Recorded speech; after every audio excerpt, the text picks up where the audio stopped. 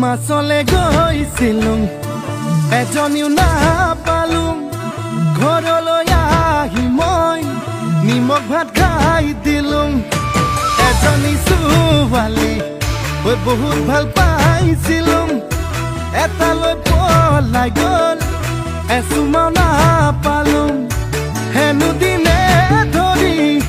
মদ খাব শিকিলো ভাং খাব শিকিলো আনৰে